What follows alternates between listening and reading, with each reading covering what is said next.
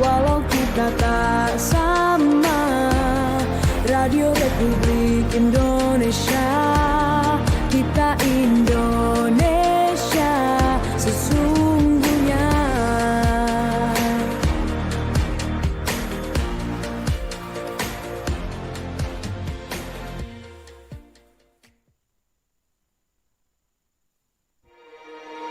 Bersatulah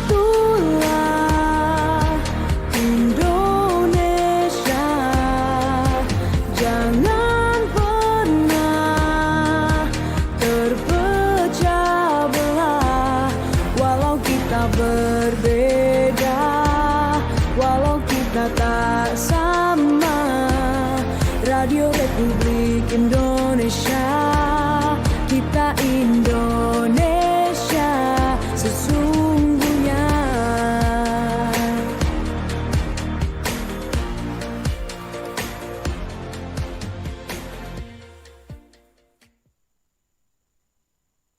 Baik, selamat pagi untuk Anda pendengar Radio Republik Indonesia. Senang sekali kami hadir lagi kembali untuk Anda di Sulut Bicara. Dan saatnya Anda menyampaikan aspirasinya dan langsung akan dijawab oleh narasumber yang sudah hadir bersama kami di Radio Republik Indonesia program 1 ya. Saya Hendra, 1 jam ke depan ini akan bersama-sama dengan Anda untuk interaktif ini, dan Anda juga bisa berinteraksi di line telepon. Seperti biasa nomornya yang masih sama di 082195835080, dan juga Anda bisa memberikan tanggapan Anda via streaming kami yang kami tayangkan saat ini di YouTube RRI Manado ya.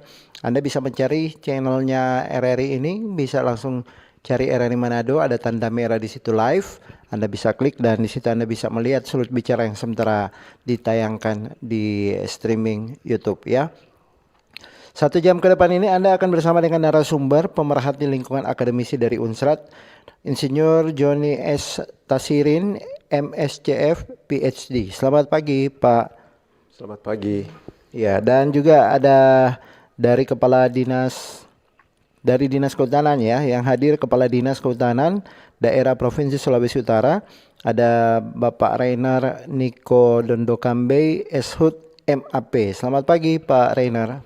Selamat pagi Pak Hendra. Baik, ya. Kabar kedua narasumber pasti baik sehat ya Pak ya. Puji Tuhan. Saja. Walaupun hujan-hujan kadang-kali datang tiba-tiba. Sekarang ini memasuki Natal dan juga Tahun Baru. Nah, kalau kita pagi ini kita membahas terkait dengan kita jaga hutan, hutan jaga kita. Kita melihat pada kondisinya sekarang ya, untuk beberapa daerah persoalan hutan ini akhirnya memunculkan berbagai polemik kehidupan sosial, termasuk di dalamnya ini kita bisa melihat pada kasus atau peristiwa yang terjadi, kasus bencana dari saudara-saudara kita yang ada di Sumatera ya, dan bahkan mungkin di beberapa daerah lain termasuk di Jawa juga. Ini akibat dari bagaimana kemudian kita yang menjaga hutan, hutan yang jaga kita sudah tidak berlangsung seperti itu ya. Menjawab untuk persoalan yang terjadi itu, ini pasti menjadi perhatian kita bersama, bukan hanya pemerintah saja. Kalau dari Sulawesi Utara seperti apa kondisi hutan yang ada di daerah Sulawesi Utara, dan kita ketahui bersama bahwa hutan itu adalah kalau di sekolah bilang paru-paru dunia ya.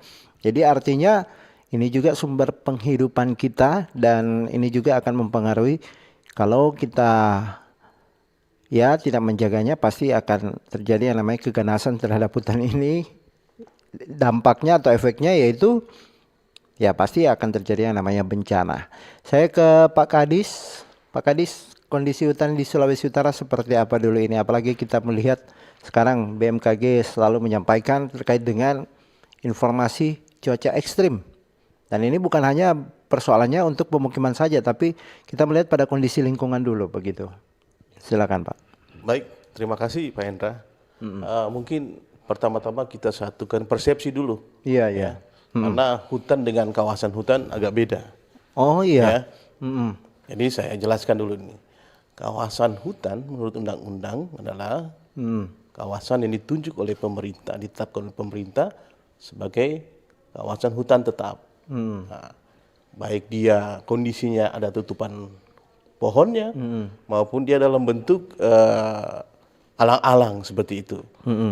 Tetapi kalau hutan, ini ada Meliar juga di sini sebagai pakar. Hutan ini merupakan kumpulan suatu ekosistem yang didominasi oleh tumbuhan berkayu. Berarti di situ ada tumbuhan berkayu, berarti ada tajuk, batang, akar itu. Tajuk yang nyata pasti ada. Nah ini supaya sama-sama kita mengetahui bahwa hutan belum tentu kawasan hutan.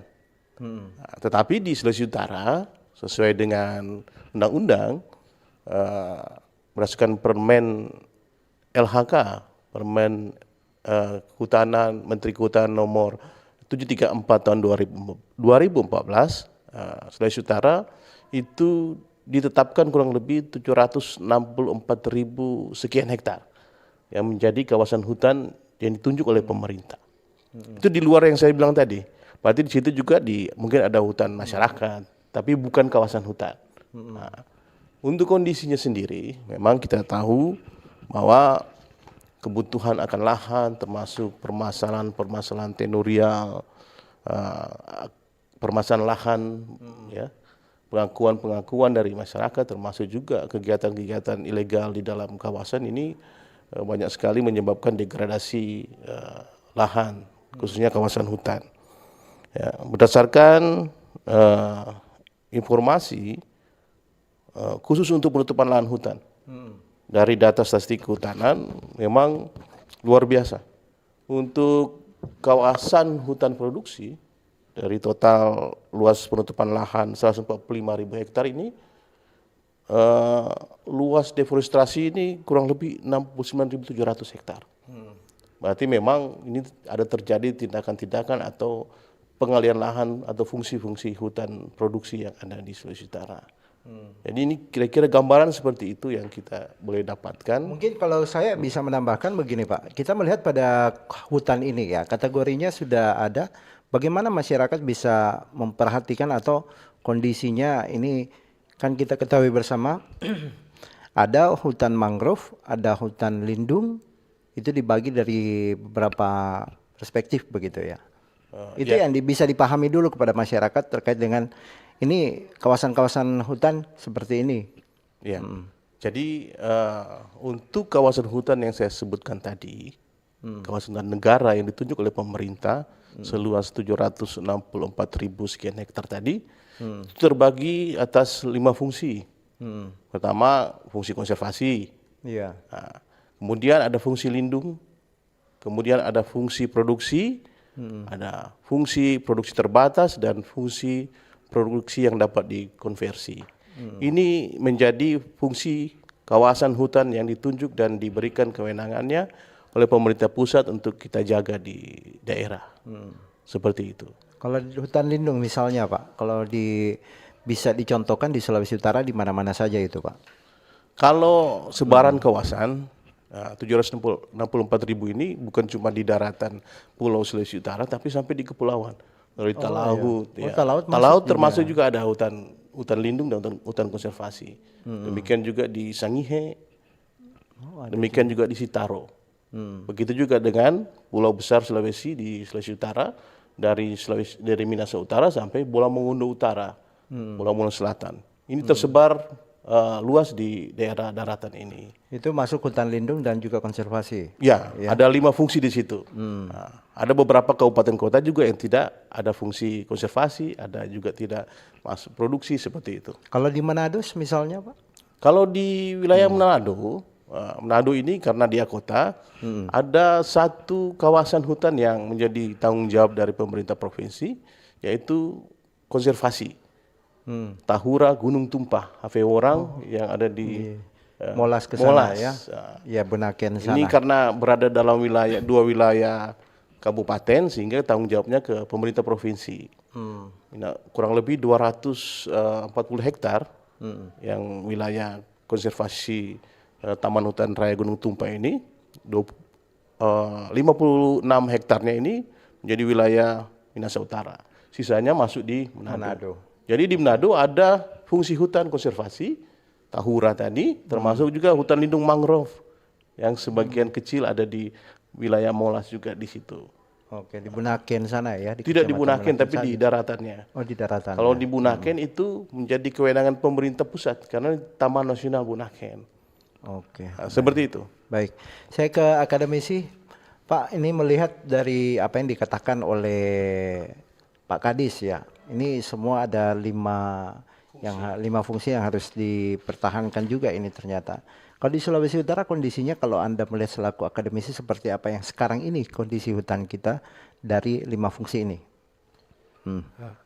Terima kasih. Ini yang disampaikan oleh Pak Kadis tadi sebenarnya yang menjadi kekhawatiran kita itu ada yang hutan lindung. Iya. Misalnya di sini ada hutan lindung Gunung Tumpak. Dulu hutan lindung Gunung Tumpak istilahnya, lalu dikonversi, dirubah menjadi Tahura. Ada juga hutan lindung yang lain yang mengelilingi kita di sini. Di Gunung Kelabat, Manembo-Nembo, ada Tatawiran, Mahawu, yang semua air itu akan mengalir ke sini dan itu ke arah Manado. Dan itu adalah hutan lindung istilahnya yang disampaikan tadi, ditunjuk sebagai hutan lindung dan memang namanya adalah hutan lindung. Ada hutan produksi yang juga di Kalasei, di atas itu ada hutan produksi terbatas yang disebutkan tadi, ada 3 tipe hutan produksi. Nah, yang kita sangat khawatirkan adalah hutan lindung dan hutan produksi ini yang dengan tidak mudah tetapi gampang atau berdekatan langsung dengan penduduk. Jadi mereka kalau mau merambah itu dia akan lebih gampang masuk ke tempat itu dan seolah-olah karena itu tanggung jawab daerah di pemerintah daerah. Nah ini tanggung jawab sosial dari masyarakat terhadap kawasan itu seolah-olah Dinas Kehutanan dan instansi yang berhubungan itu agak rumit karena menyangkut kondisi sosial masyarakat yang ada. Kalau kawasan konservasi yang sudah Taman Nasional Bunaken, Cagar Alam Tangkoko, Cagar Alam Gunung Lokon, tapi Cagar Alam Gunung Lokon juga kurang tahu bagaimana cara pengelolaannya. Itu Cagar Alam, Taman Wisata Alam. Nah itu dikelola oleh pemerintah pusat dan dia punya perangkat yang cukup lengkap untuk mengelola itu. Taman Nasional ada pegawai lebih dari 50 untuk mengelola Taman Nasional. Di BKSDA juga punya perangkat untuk mengelola tiap-tiap sektor yang ada. Nah, di Dinas Kehutanan yang mungkin Pak Kadis akan menerangkan lebih banyak. Nah, ini masih terbagi lagi menyesuaikan dengan nomenklatur yang berada di kementerian sehingga masih dibagi-bagi. Nah, ini konsentrasi dalam rangka penyelamatan kawasan hutan yang menjadi tanggung jawab daerah ini menjadi lebih kompleks. Nah, kalau melihat kondisi hutan, angka-angka sudah disebutkan tadi, paling gampang kalau kami dari kehutanan cuma tanya ada berapa luas lahan kritis. Dan itu sudah berarti kawasan hutan yang kritis itu adalah kawasan hutan yang tidak memiliki pohon lagi. Dan itu angkanya ada 60-an ribu hektar di seluruh Sulawesi. Nah, lebih detail lagi, kalau kita membagi dalam kabupaten kota itu ada sebenarnya pembagian-pembagian itu, angka-angka itu adalah acuan untuk bagaimana pemerintah mau melakukan pembiayaan misalnya. Nah ini kami dari akademisi biasanya melihat angka itu sebagai indikator seberapa besar usaha yang akan dilakukan pemerintah terhadap kawasan itu. Nah kita tidak punya modal untuk melakukan kegiatan. Paling kita mendukung dengan kalau di Gunung Kelabat sana akan dilakukan konversi lahan dulu, alih fungsi misalnya dari hutan lindung Gunung Kelabat terus akan dibebaskan di alih fungsi jadi kawasan APL istilahnya. Nah kami melakukan kajian kira-kira seperti apa yang akan terjadi apabila sebagian dari kawasan itu di alih fungsi. Apakah akan mengakibatkan hal yang membahayakan atau kehilangan keanekaragaman hayati? Itu yang paling banyak kami lakukan.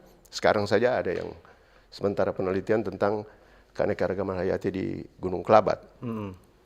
Jadi gambaran tentang kondisi di Sulawesi Utara dalam bentuk angka saya kira itu selalu ada dan itu jadi acuan. Kami juga menggunakan acuan itu sebagai seberapa severity itu kegentingan yang akan dihadapi oleh pemerintah terhadap kawasan-kawasan yang dikategorikan tadi.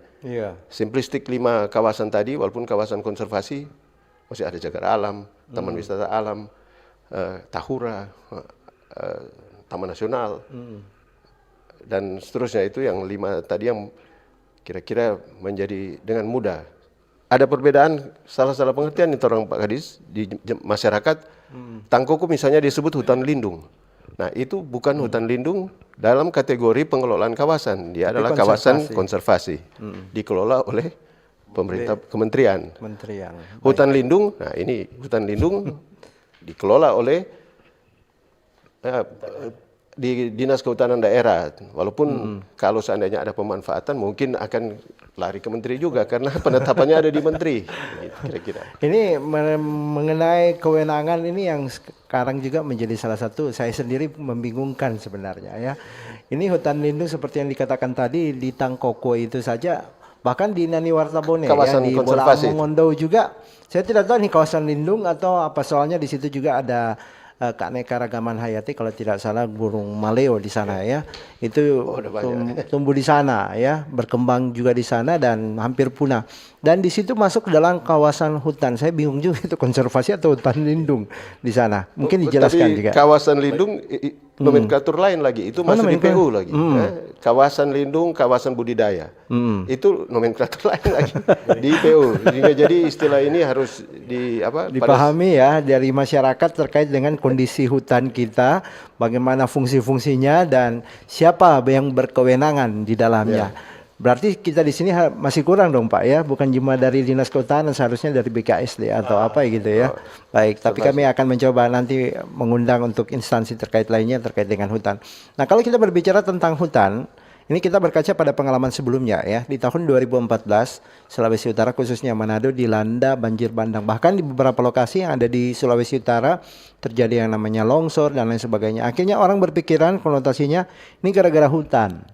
Gara-gara hutan sudah dipotong-potong dan lain sebagainya. Hal ini akhirnya menjadi salah satu yang jadi indikator masyarakat mempersalahkan pemerintah.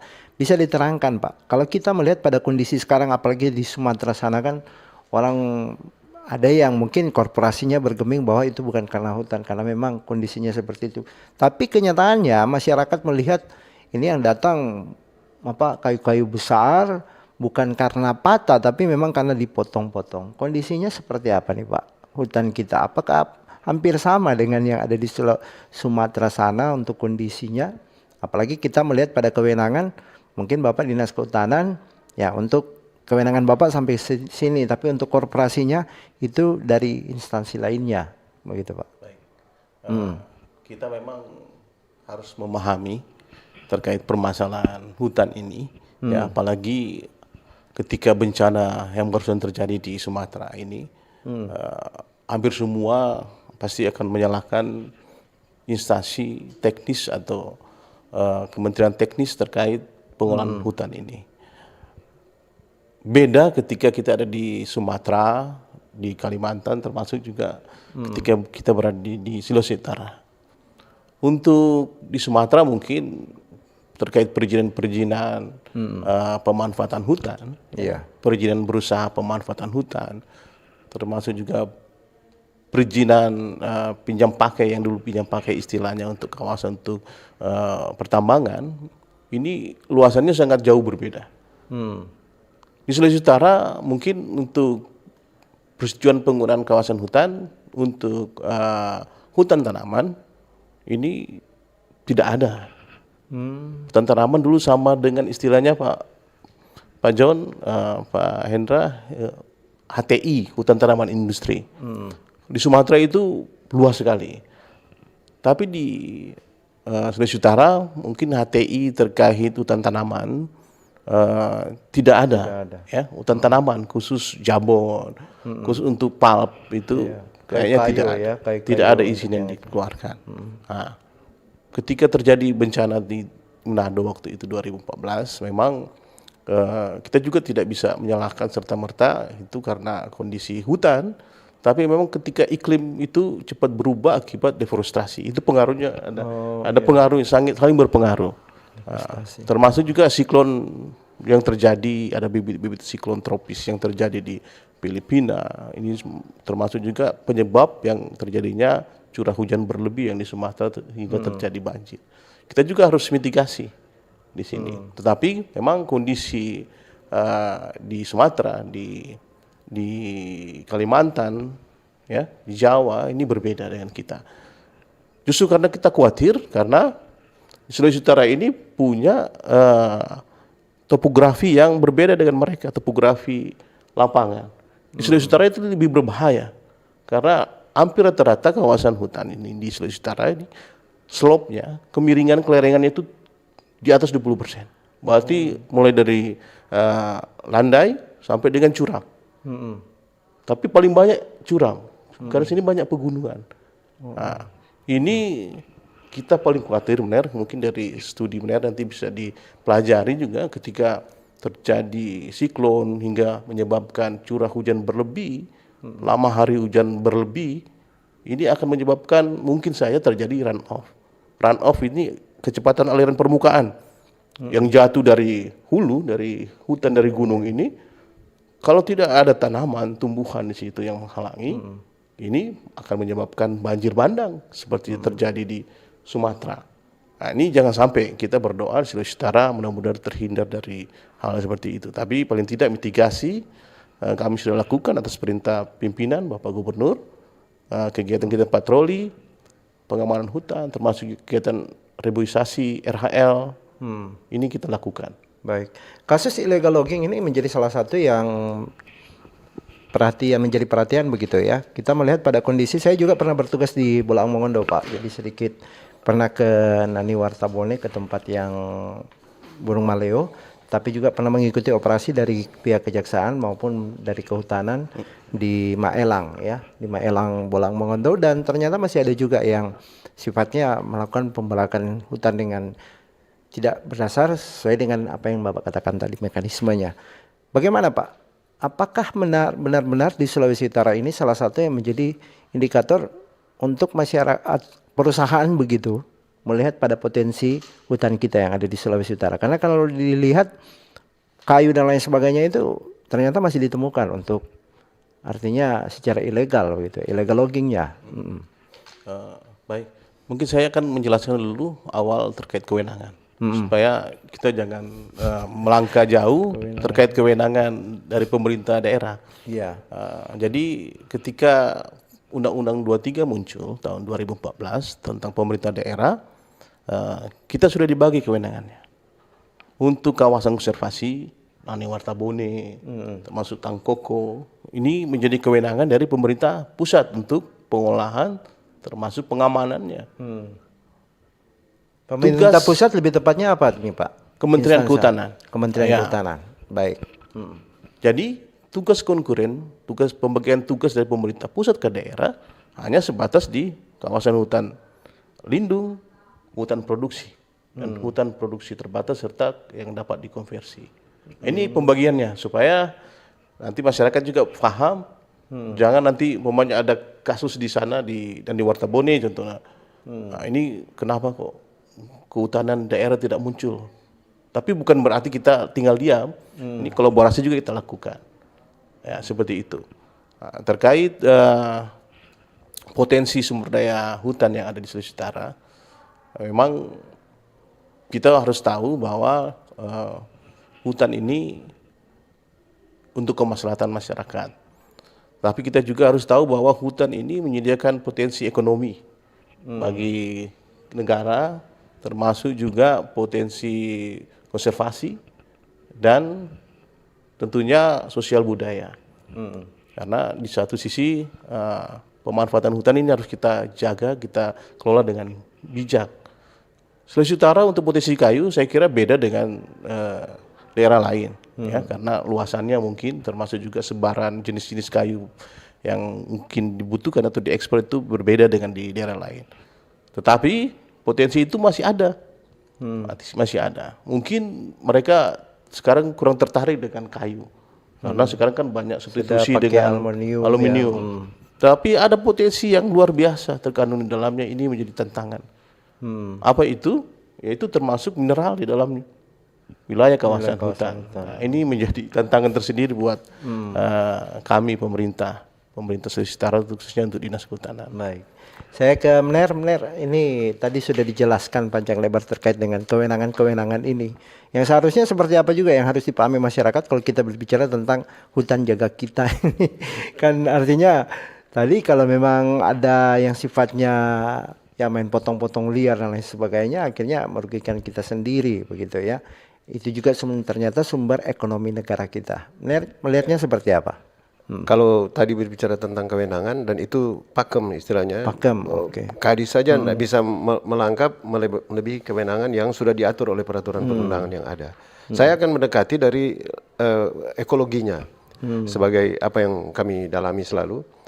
Hutan itu orang bilang paru-paru dunia, tadi sudah disebutkan, tapi sebenarnya paru-paru dunia itu mengacu pada gas-gas yang dia serap dan dia lepaskan. Betul. Lalu kemudian adalah rumah untuk keanekaragaman hayati.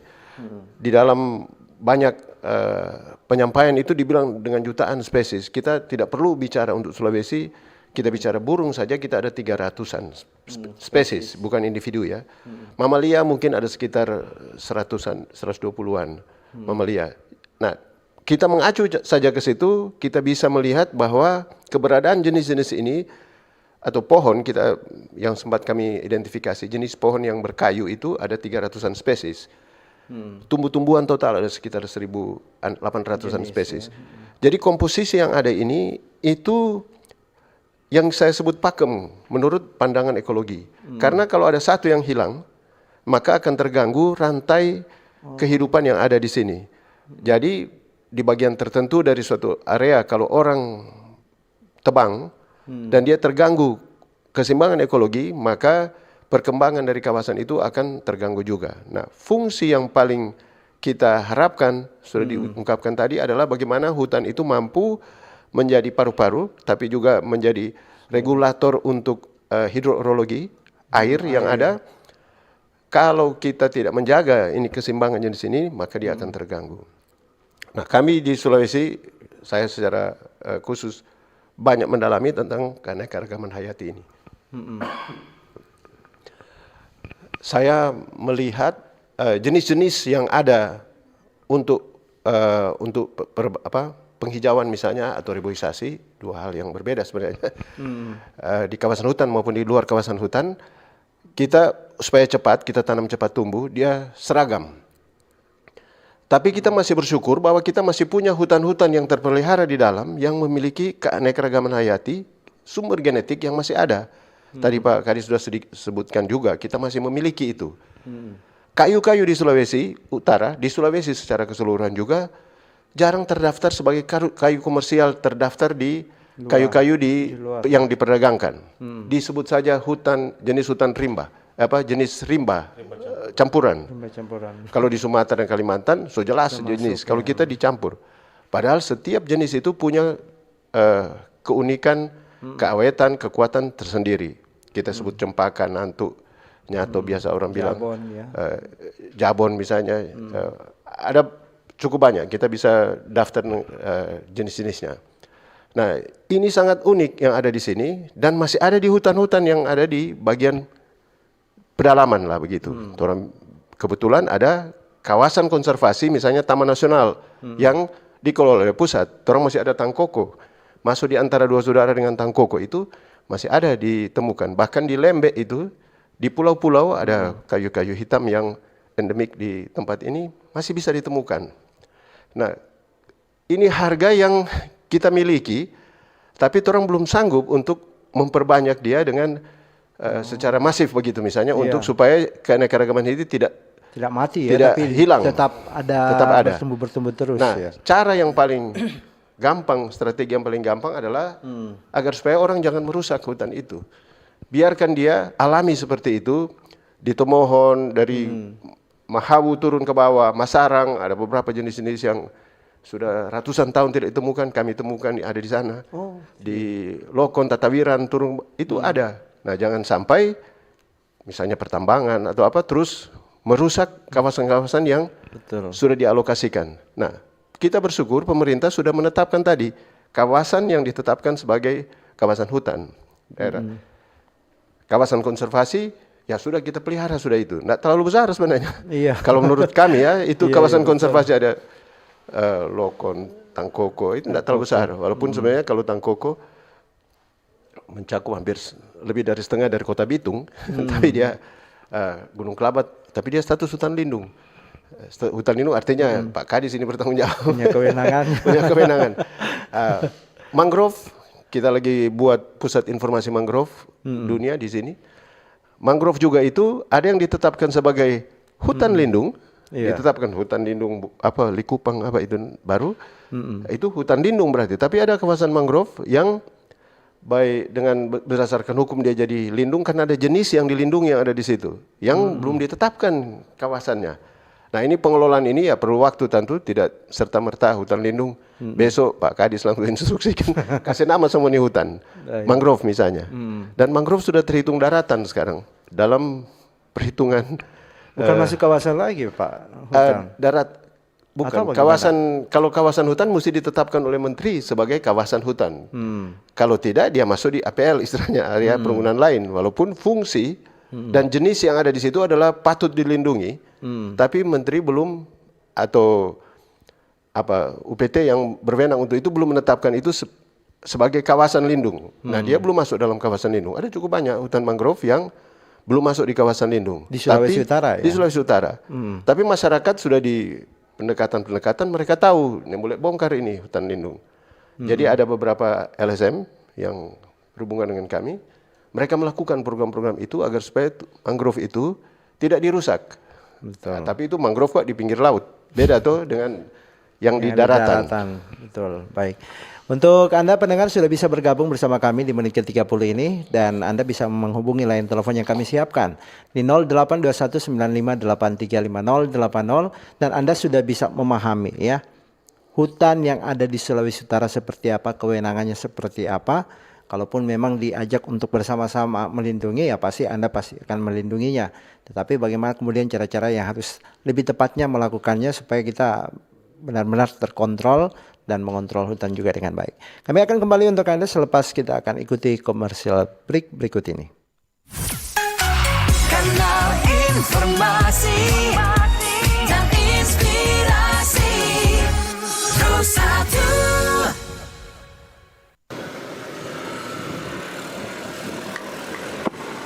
Astaga, bukan main Nyong. Ngana sini ngana. Bukan main ngana ini buang-buang sampah sembarangan. Sampai sajar ngana begitu nih boleh begitu. Ngana ini jaga kebersihan. Kalau mantan boleh nggak buang sampah. Ada apa ini? Pas Pak. Coba ada lihat apa? ini generasi muda bagaimana ini Pak. Fasung-fasung, kong sembarang buang sampah. Sembarang buang sampah, mana tuh sampah dia ada buang? Itu sana Pak. Coba ambil tuh sampah. Rasa ngana. Adik, Biasa. mau sampaikan bahwa buang sampah itu ada tempatnya. Di sini disediakan tempat sampah. Jadi dilarang buang sampah sembarangan. Apalagi di wilayah tempat kita ini pemukiman masyarakat yang ada. Jadi betul ini apa yang disampaikan oleh Ibu ini. Dilarang buang sampah sembarangan di Kecamatan Languan Timur ini. Ya, boleh silakan buang sampahnya di tempat sampah. Ya.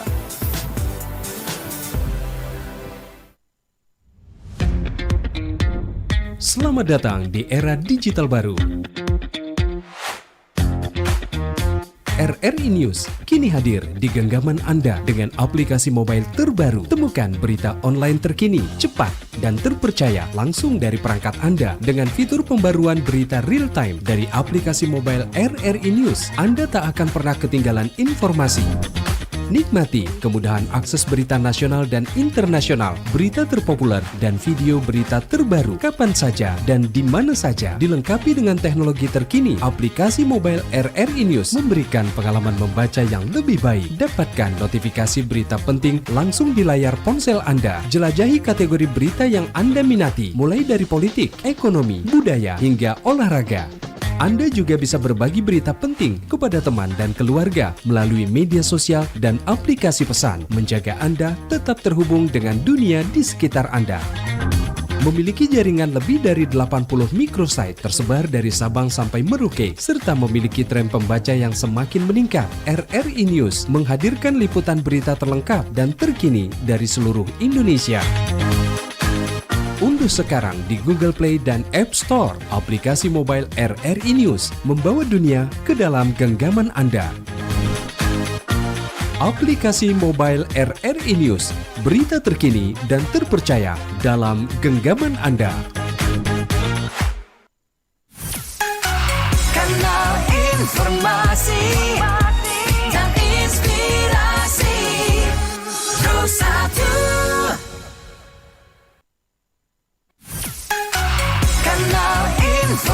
informasi dan inspirasi.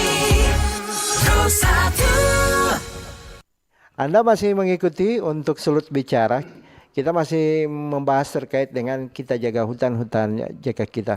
Kalau saya bertanya kepada Anda juga sudah menjaga hutan tidak ya? Karena kalau kita ketahui bersama bahwa pemerintah juga menggalakkan kelompok-kelompok petani ya untuk memanfaatkan konservasi hutan, wilayah konservasi hutan itu menjadi sumber ekonomi begitu ya. Kemarin juga saya mengikuti bersama dengan Menteri Kehutanan langsung di Tomohon di akhir tahun lalu ya, yang dimana juga di situ diberdayakan masyarakat petani untuk memanfaatkan konservasi atau pemanfaatan konservasi wilayah hutan ya.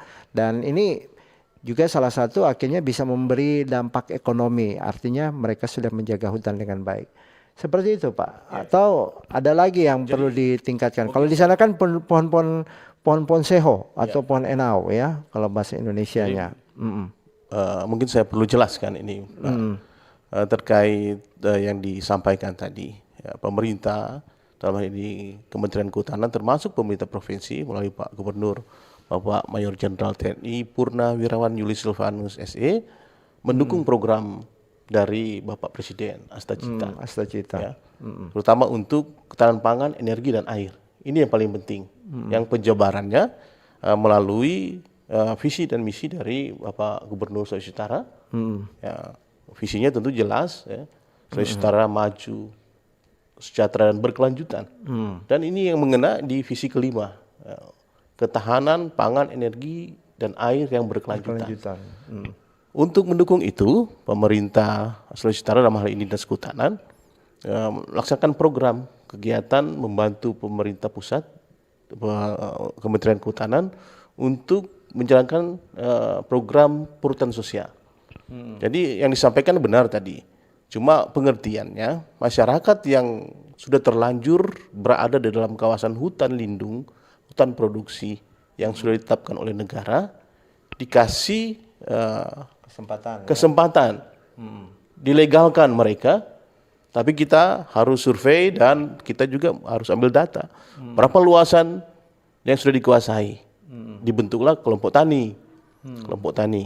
Kalau potensi di situ ada aren seperti yang kemarin kita sama-sama menteri, Ponseho, ya. berarti Ponseho itu kita gunakan untuk apa? Mungkin saja untuk biaya etanol, pembuatan termasuk gula merah. Kita fasilitasi. Pemerintah pusat fasilitasi, pemerintah daerah, Pak Gubernur kemarin memberikan bantuan ke kelompok tani yang sudah dibentuk itu. Di Sulawesi Utara ada total 19.000 hektar kawasan hutan yang bukan dulu kawasan, itu kawasan hutan yang dikuasai masyarakat dan diberikan legalitas dalam bentuk perhutanan sosial. Nah, itu diakui oleh negara. Dikasih bantuan oleh Bapak Gubernur, ada bantuan sarana prasarana, pengolahan gula aren, dikasih itu. Apa yang diminta, mau peda kah, mau apa, Pak Gub kasih. Kemarin ada 3 kelompok tani yang sangat Di bersyukur. mana itu Pak? Di Tomohon lagi atau ada juga di daerah Ada lain? di daerah lain, di Bola Mongondo juga ada, di Minahasa ada. Jadi tergantung petaninya mau minta apa. Nah, kita fasilitasi. Mereka jaga hutan ya. Mereka jaga hutan, tapi syaratnya jaga hutan ya.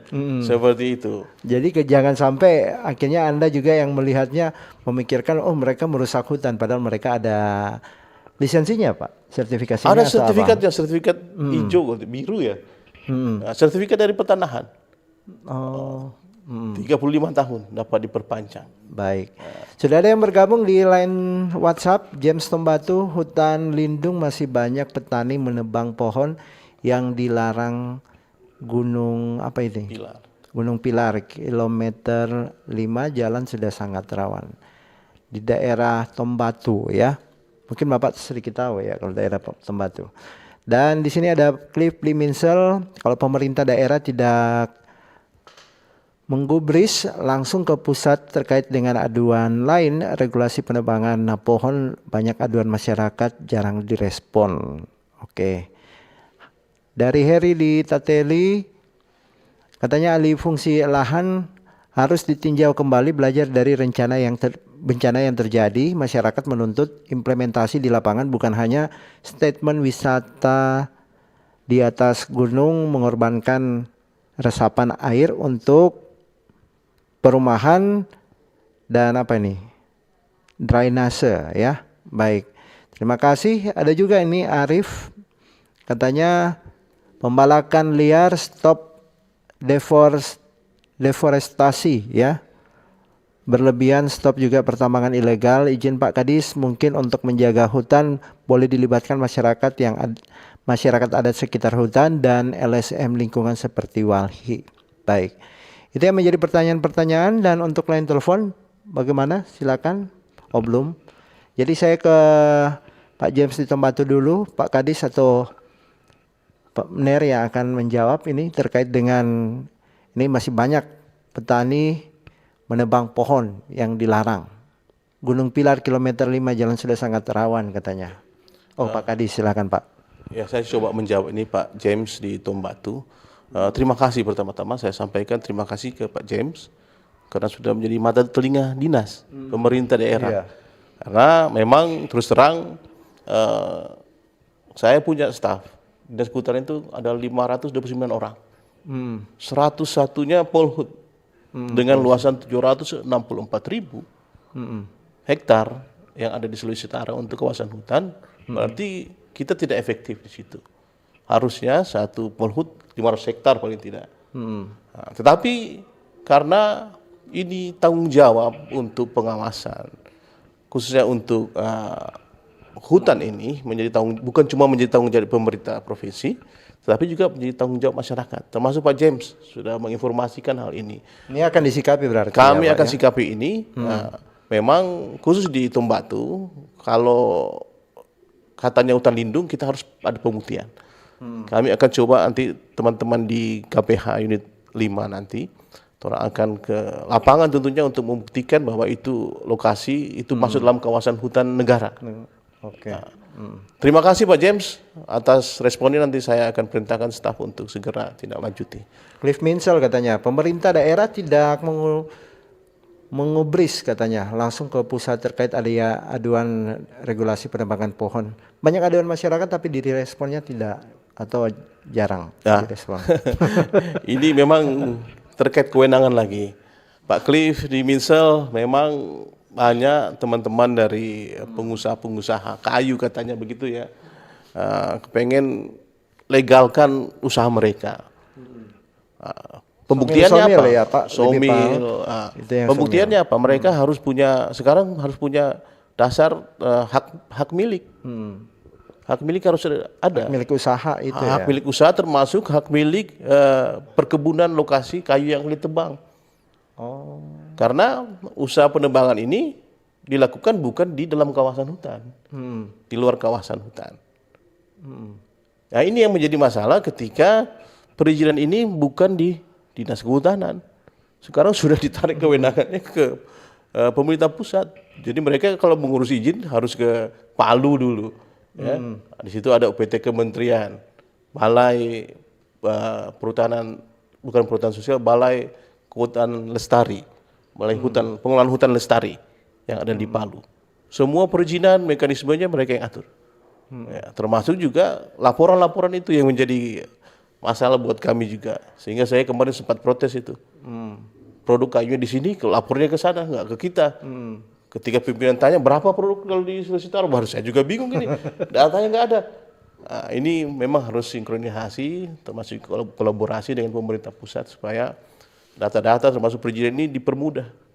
Tetapi ketika ada permasalahan banjir bandang di Sumatera, Menteri buru-buru, Dirjen buru-buru mengeluarkan surat bahwa seluruh perizinan terkait penebangan kayu di luar kawasan hutan dihentikan. Oh. Ini baru terbit kemarin.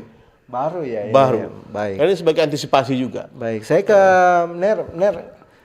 Tadi kan ini penebangan pohon, toh. Ini kalau kita bicara tentang pohon sebenarnya masa tumbuhnya paling terjadi berapa lama sebenarnya ketika kita akan melakukan penanaman atau reboisasi begitu?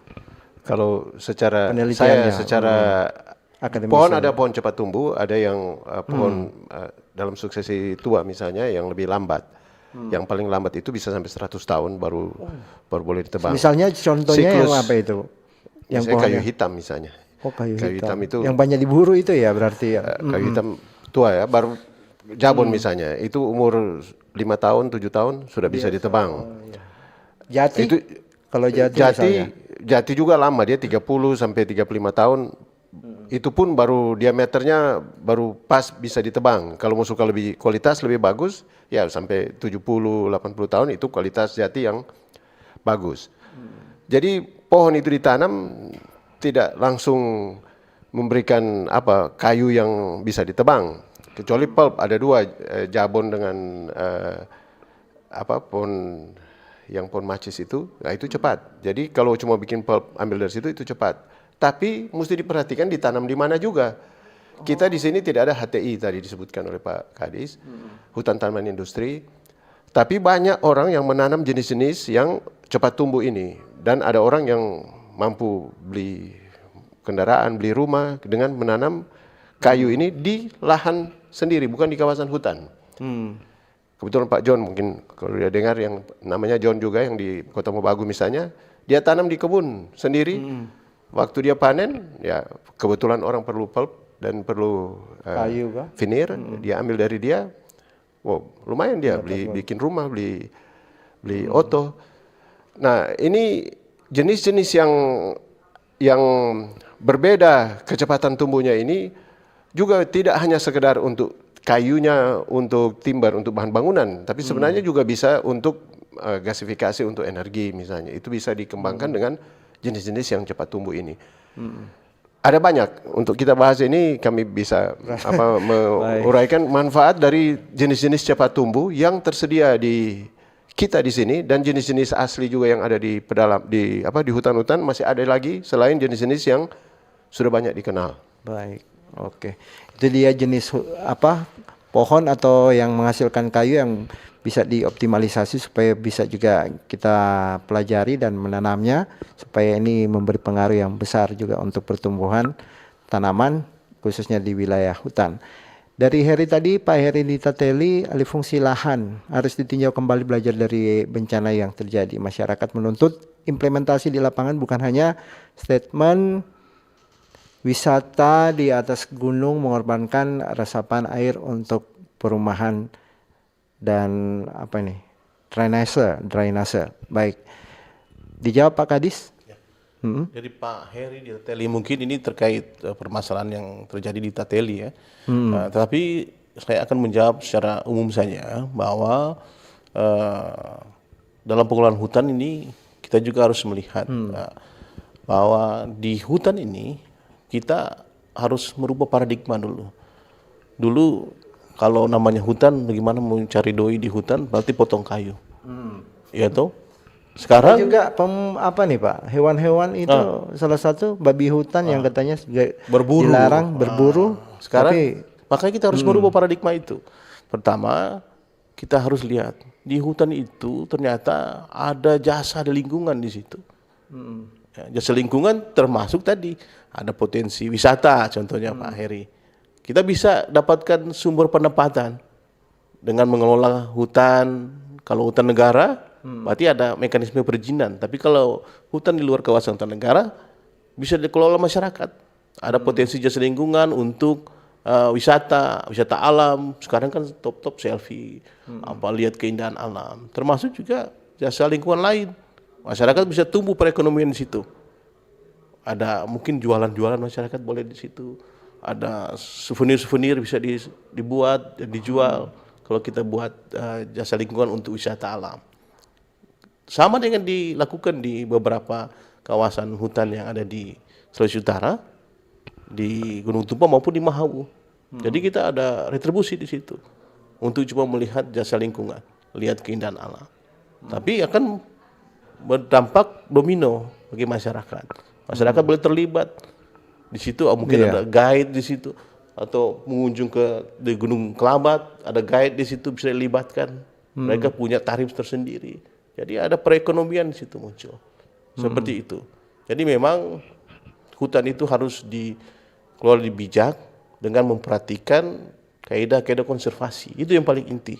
Sehingga seperti yang disampaikan Pak Heri tadi, jangan sampai mungkin ada kegiatan-kegiatan tadi ada wisata di kawasan hutan tanpa ada kaidah konservasi menyebabkan tadi mungkin tadi ada resapan air kurang dipotong sembarangan. Itu harus ada kaidahnya, ada mekanismenya. Tidak boleh menggunakan lahan di atas 10%. Biasanya begitu.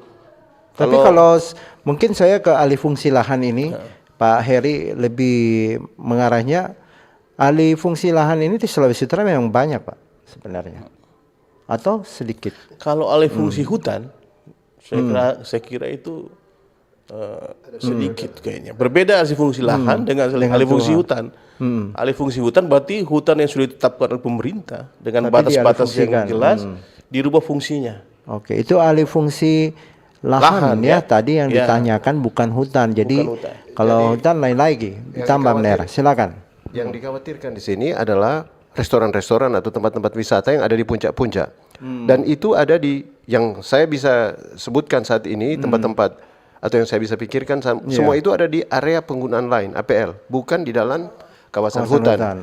Jadi yang bertanggung jawab itu bupati atau wali kota yang berada di situ yang memberikan izin. Karena kalau dia berbahaya, tahu-tahu di tanah miring begini atau puncak terus dia berpotensi longsor, berpotensi jadi lumpur turun ke bawah. Nah, itu yang menjadi tanggung jawab itu bukan di Dinas Kehutanan tapi di kabupaten kota. Nah, kata alih fungsi yang dimaksud sini lahan ini mungkin tadi itu karena yang bilang wisata-wisata di atas gunung. Nah, ini juga alih fungsi untuk perumahan kayaknya karena di lalu resapan air untuk perumahan. Betul, baru ada perumahan-perumahan yang dibangun orang mencari tempat yang nyaman, dia mencari tempat-tempat yang agak dalam, agak tinggi dan perumahan itu kalau dia bukan di dalam kawasan hutan, ya bukan Dinas Kehutanan punya kewenangan. Tapi kalau dia ada di area penggunaan lain dan kemudian kajian AMDAL-nya tidak dilakukan dengan benar, itu bisa juga dijadikan penyebab terjadinya bencana di bagian hulu, di bagian hilir, di bagian bawah. Iya. Jadi memang ini perlu ada pendekatan yang komprehensif untuk membicarakan mengenai setiap titik di mana berpotensi untuk timbul bencana. Betul. Ini kan juga disinggung terkait dengan untuk menjaga hutan boleh dilibatkan masyarakat adat sekitar hutan dan LSM lingkungan seperti Walhib. Itu juga sudah ya pasti dilakukan juga oleh kementerian maupun dari Dinas Kehutanan.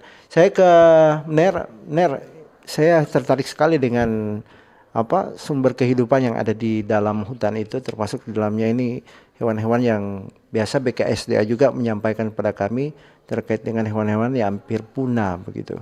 Ya. Nah, kalau kita menjaga hutan kan artinya di dalamnya juga kita menjaga bukan aneka ragaman hayati saja ya, tapi semua yang ada di dalamnya itu dijaga. Kalau di Sulawesi Utara ini seperti apa nih? Kalau melihat dari kondisi hutan dan akhirnya ada beberapa hewan yang sudah memang punah atau hampir punah begitu. Daftar hewan hampir punah kalau saya mau kasih daftar agak banyak, tapi yang top saja, yang paling banyak dibicarakan itu bisa misalnya dalam peraturan perundungan Indonesia itu ditetapkan jenis-jenis yang dilindungi oleh negara dan penetapan perlindungan itu berdasarkan kelangkaan. Indikator kelangkaan itu ditetapkan oleh Badan Dunia namanya IUCN dan dia menetapkan ini jenis langka atau tidak langka lagi. Jenis itu distribusinya terbatas, cuma ditemukan di satu tempat dan seterusnya. Nah, jenis-jenis yang dilindungi di Sulawesi Utara ini misalnya yaki, ya, monyet yaki bahasa resminya sekarang. Monyet yaki itu macaca nigra, ada tarsius yang cuma ada di Sulawesi sini, ada di Sulawesi Utara ada 3 jenis yang kita dilindungi oleh negara. Maleo itu jelas dilindungi, ada civet, palm civet dilindungi, babi rusa dilindungi, babi hutan tidak dilindungi, tidak dilindungi babi hutan. Babi Anoa rusa dengan babi hutan bagaimana perbedaannya? beda. Yang satu bahasa ilmiahnya babi rusa, yang satu Sus celebensis misalnya. Itu tidak dilindungi Sus Itu celebensis. hama ya kalau babi hutan itu atau Kalau di Sumatera atau di bagian lain dari Sulawesi itu hama. Kalau di Sulawesi Utara langka. Karena di hutan-hutan susah mau temukan ya. Ada rusa timor juga dilindungi, ada ditemukan. Lalu burung itu ada cukup banyak, rangkong. Rangkong 2 jenis itu dilindungi. Nah, dan seterusnya ada cukup banyak. Itu daftar jenis dilindungi di Sulawesi Utara itu lebih dari 50 jenis kalau kita mau sampai yang ada di laut ya. Jadi untuk mendapatkan data ini sebenarnya gampang ya, dicari di pakai AI atau apa akan didapatkan itu jenis-jenis itu. Tapi untuk mengerti bagaimana perilaku dari masing-masing jenis itu dan untuk mampu dia bertahan hidup. Nah, untuk perguruan tinggi mungkin seperti kami pelajari, tapi untuk masyarakat tidak perlu mempelajari terlalu detail. Jangan ganggu saja hutan, sudah menyelamatkan itu dia sebenarnya. Jangan ganggu hutan atau istilahnya kami jangan mengganggu ekosistem alami yang ada di tempat kita. Danau juga termasuk ekosistem alami, jangan terlalu banyak buang polusi. Laut, pinggiran laut, semua. Sehingga kami punya moto sebenarnya, kita sebut itu Silvarum in Viventibus. Hutan untuk kehidupan. Itu adalah moto dari program studi kami, kehutanan. Supaya hutan itu tetap memberi sumbangsi terhadap mempertahankan kehidupan di bumi. Nah, itu semua jenis sampai bivi, semut, itu cacing. dipelajari ya, dilihat dari habitasinya. Semua itu ya? harus dilindungi. Kalau perlu gonone juga dilindungi. Aduh. Kita berbicara tentang hutan, tentu Anda sudah bisa memahami bagaimana kondisi hutan yang ada di Sulawesi Utara, kewenangannya juga seperti apa. Jadi jangan asal main tuduh saja ya. Oh ini dinas kehutanan tidak begini, atau Prof kurang mempelajari terkait dengan ini. Nah, artinya kita melihat pada kondisi hutan kita, kalau dari beberapa daerah memang akhirnya bencana datang akibat dari penebangan hutan ya, dalam hal ini pohon-pohon. Tentunya kita di sini diajak untuk melindungi hutan lewat menanam tanaman, juga itu salah satu kita melindungi hutan yang ada di daerah kita. Paling terakhir yang akan disampaikan kepada masyarakat dari Dinas Kehutanan terkait dengan hutan di Sulawesi Utara seperti apa nih Pak? Baik, mungkin saya akan memberikan statement ya. 3 menitan, 3 1 menit. ya? 1 menit. Baik. Persilakan. Kepada masyarakat mungkin sebagai bahan sosialisasi juga ini. Yang pertama, kita kurangi konsumsi produk berbahan kayu dan kertas berlebih. Ini paling penting. Ini sebagai kesertaan kita dalam menjaga hutan. Kedua, ya, laporkan jika melihat penebangan liar atau pembalakan liar ke dinas terkait, berarti ke dinas kehutanan. Yang ketiga, jaga flora dan fauna. Dan keempat, dukung reboisasi dan konservasi. Karena satu pohon yang Bapak Ibu Saudara lindungi ini menyelamatkan jutaan dari kehidupan. Nah, ini closing statement saya. Tapi perlu diingat, kita juga harus bisa kelola hutan secara bijak. Karena kalau hutan dikelola dengan bijak, ini akan menjadi Tuhan. Tetapi kalau dikelola dengan sembrono akan menjadi hantu. Ini kata-katanya Tuhan dan hantu dibalik ini. Ya. Baik. Karena hantu ini akan menyebabkan tadi banjir, longsor, semuanya kalau tidak dikelola dengan bijaksana. Baik. Mungkin ini saya terima kasih. Paling terakhir, Ner silakan yang akan disampaikan. Kita menjaga hutan agar supaya hutan itu tetap Silvarum in Viventibus. Hutan untuk kehidupan. Baik. Terima kasih banyak Pak John ya, dari akademisi dari Unsrat Manado. Ini juga ahli kehutanan, dan makasih banyak ya untuk Kepala Dinas Kehutanan Provinsi Sulawesi Utara yang sudah bersama-sama dengan kita, yang tentunya kita menjadi harapan ke depan agar supaya apa yang terjadi di Sumatera tidak berimbas terjadi di Sulawesi Utara. Apalagi saat ini BMKG sudah menyatakan di tanggal 11 sampai dengan tanggal 13 ini cuaca ekstrim ya. Tidak tahu apa yang akan terjadi pada malam hari sebentar atau besok akan terjadi. Tetapi kalau kita mengantisipasinya, utamanya itu adalah hutan ya, karena disitulah sumber kehidupan dan di situ juga nanti seperti Bapak bilang tadi ada hantu, ada Tuhannya di situ. Jadi terputar-putar, tapi yang penting kita jaga. Jangan sampai rusak ya Pak, hutan kita. Jangan sampai lah. Ini harus ada kepedulian, Ada ikut serta dari kepedulian. masyarakat juga. Baik. Ya. Kami menghadirkan kedua narasumber supaya Anda juga peduli menjaga hutan kita. Saya Indra Sak pamit suara. Terima kasih sudah mendengarkan dan selamat pagi menjelang siang. Sampai jumpa dan ingat RRI terus mengudara untuk Indonesia. Bersatulah Indonesia, jangan pernah terpecah belah, walau kita berbeda.